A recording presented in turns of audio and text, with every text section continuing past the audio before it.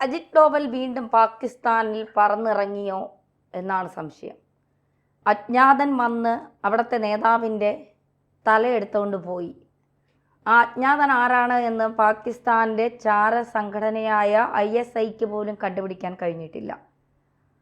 അജിത് ഡോവൽ എത്തിക്കാണുമോ? ഈ അജ്ഞാതൻ്റെ കൊലപാതകം വലിയ നിഗൂഢതയായി കുറച്ച് നാളായി മാധ്യമങ്ങളെല്ലാം ചർച്ചയ്ക്ക് വിധേയമാകുന്നുണ്ട്. പല സ്ഥലത്തും ഇങ്ങനെ അജ്ഞാതൻ കടന്നെന്ന് ഏറ്റവും വലിയൊരു തീവ്രവാദിയുടെ ജീവൻ എടുത്തിട്ടാണ് പോകുന്നത്. പക്ഷേ ആരാണ് അജ്ഞാതൻ എന്ന് ആർക്കും അറിയില്ല. അപ്പോൾ ഇന്ത്യയിൽ സ്വാഭാവികമായിട്ടും അജിത് ഡോവലിൻ്റെ പ്രധാനപ്പെട്ട ജോലി ശത്രു രാജ്യങ്ങളെ ഏത് തരത്തിൽ ഇല്ലാതാക്കാനായിട്ട് കഴിയും എന്ന് അന്വേഷണം നടത്തുകയാണ് ചെയ്യും. അജിത് ഡോവലാണ് അതിൻ്റെ ടോർപിഡോ മാൻ. ഇപ്പോൾ എവിടെയും പോയി ടോർപിഡോ ചെയ്യാനായിട്ട് അദ്ദേഹത്തിന് ചില പദ്ധതികളുണ്ട്. അതാണ് സാമൂഹ്യ മാധ്യമങ്ങളിൽ ഒരു അജ്ഞാതൻ ആരെങ്കിലും കൊന്നു എന്ന് പറഞ്ഞു കേട്ടാൽ ഉടനെ അവർ അന്വേഷിക്കുകയാണ്, അജിത് ഡോവൽ അവിടെ എത്തിയോ എന്ന് ചോദിക്കുകയാണ് ചെയ്യും. ആ ചോദ്യമാണ് തന്നെ ഇപ്പം എന്നോട് ചോദിച്ചത്. എന്തായാലും പാകിസ്ഥാൻ്റെ സ്ഥിതി വളരെ മോശമായിരിക്കുന്നു എന്നാണ് വാർത്തകൾ വരുന്നത്.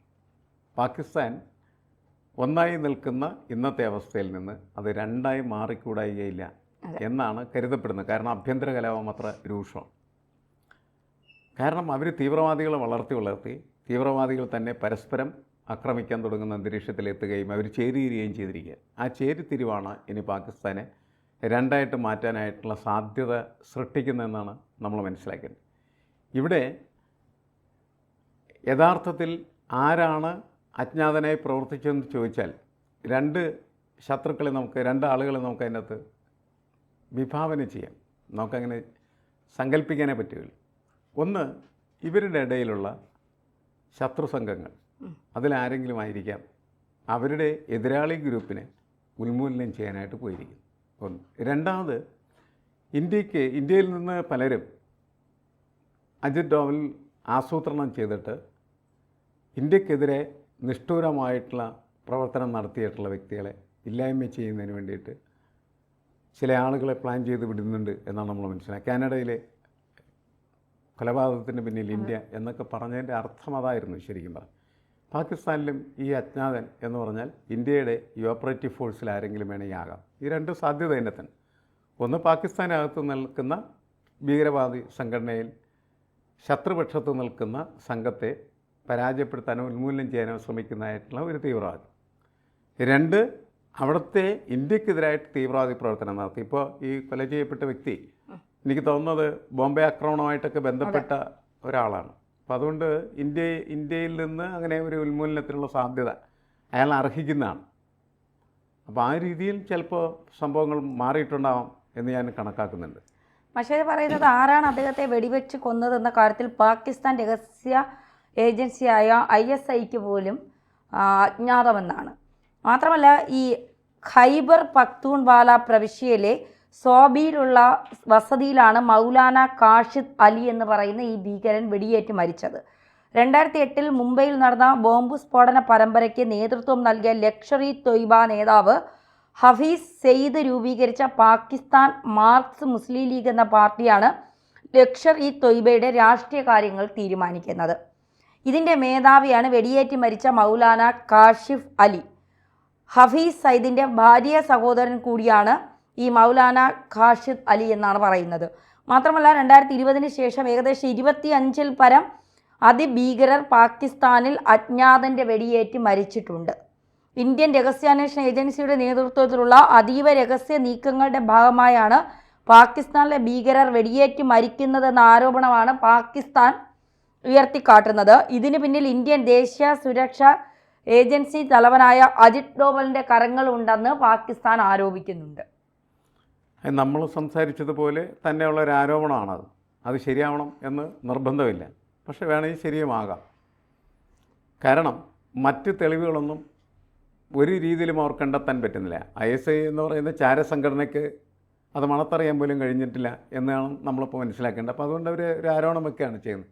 ഇത് ഇന്ത്യയുടെ ആസൂത്രിതമായിട്ടുള്ള ഒരു നീക്കത്തിൻ്റെ ഫലമാണ്. പാകിസ്ഥാനെ തകർക്കാൻ വേണ്ടിയിട്ട് ഇന്ത്യ ശ്രമിക്കുന്നു എന്നവരിങ്ങനെ നിലവിളിച്ചുകൊണ്ടിരിക്കും. അത് പാകിസ്ഥാനിലുള്ള ആളുകളെ മുഴുവനും ഇന്ത്യക്കെതിരായിട്ട് വീണ്ടും വീണ്ടും മിലിറ്റൻ്റ് ആക്കുന്നതിന് വേണ്ടിയിട്ടുള്ള ഒരു നിലവിളിയാണ് എന്നുകൂടി നമ്മൾ മനസ്സിലാക്കേണ്ടതാണ്. കാരണം ഇന്ത്യ വിരുദ്ധത അവിടുത്തെ ആളുകളിൽ അടിച്ചേൽപ്പിക്കാൻ വേണ്ടിയുള്ള ശ്രമമാണ്.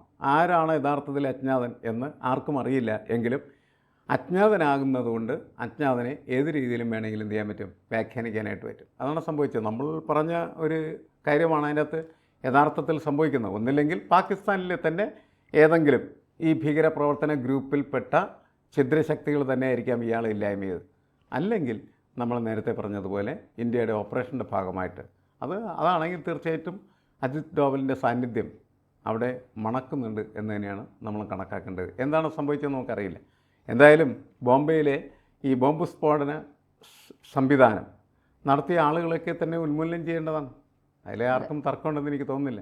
അത് അജ്ഞാതന്മാരാൽ നിർവഹിക്കപ്പെടുന്നു എന്ന് വേണമെങ്കിൽ കരുതാവുന്നതാണ്. പക്ഷേ അങ്ങനെയാണ് ഈ അജ്ഞാതന്മാർ എന്ന് പറഞ്ഞാൽ ഈ ഓപ്പറേറ്റീവ് ഫോഴ്സിൻ്റെ പാർട്ടായിട്ട് തന്നെ നിലനിൽക്കുന്നവരായിരിക്കും.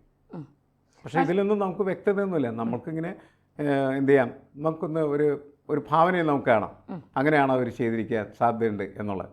അതല്ലെങ്കിൽ മറ്റേ എന്താണ് അവിടുത്തെ ഭീകരവാദികൾ തന്നെ ആയിരിക്കാം കൊന്നിരിക്കുന്നത്.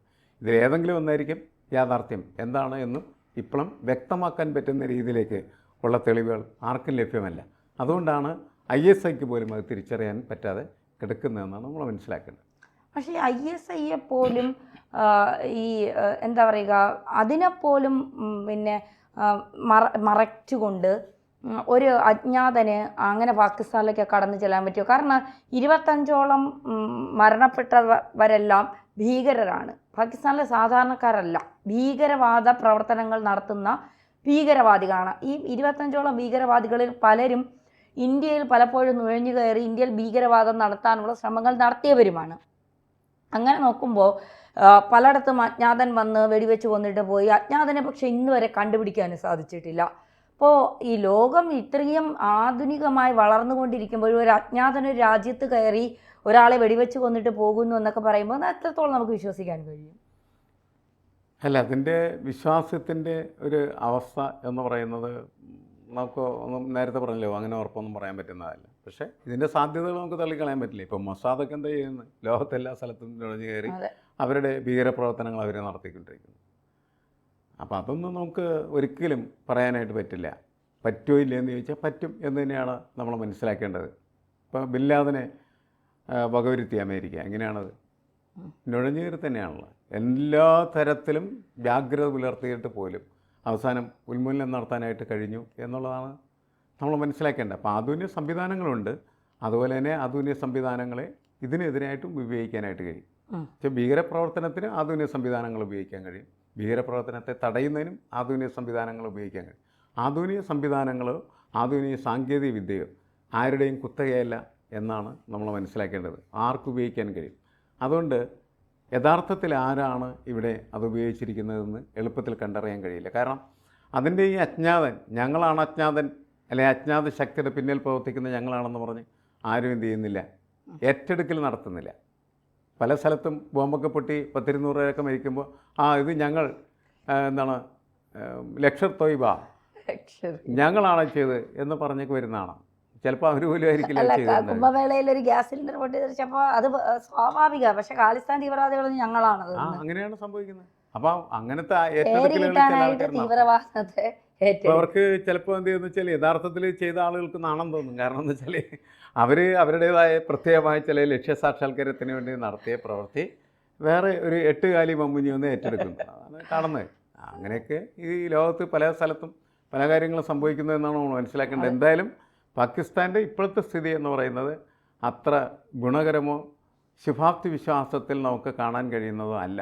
കാരണം ബംഗ്ലാദേശ് വളരെ മോശമായിട്ടുള്ള രീതിയിൽ എത്തിച്ചേർന്നു, പാകിസ്ഥാൻ വീണ്ടും കൂടുതൽ മോശം. അതായത് ജനാധിപത്യമാണ് ഈ ഇന്ത്യക്ക് എന്ന് ശരിക്കും പറഞ്ഞാൽ ബ്രിട്ടീഷ് ഇന്ത്യയുടെ സ്വാതന്ത്ര്യത്തിൻ്റെ ഭാഗമായിട്ട് നമുക്ക് വന്ന ഒരു സാഹചര്യം നമ്മൾ ജനാധിപത്യപരമായിട്ട് അതിനെ പുനർനിർമ്മിച്ചെങ്കിൽ പാകിസ്ഥാൻ കുറച്ചു കാലം ജനാധിപത്യ ഭരണമൊക്കെ ഉണ്ടായിരുന്നു, പിന്നീട് പട്ടാള ഭരണകൂടമായിട്ട് മാറി. ആ പട്ടാള ഭരണകൂടത്തിൻ്റെ ഒരു അവശിഷ്ടമാണ്, അല്ലെങ്കിൽ അതിൻ്റെ പിന്തുടർച്ചയാണ് ഈ ദുരന്തങ്ങൾക്കെല്ലാം കാരണം എന്നാണ് നമ്മൾ മനസ്സിലാക്കുന്നത്.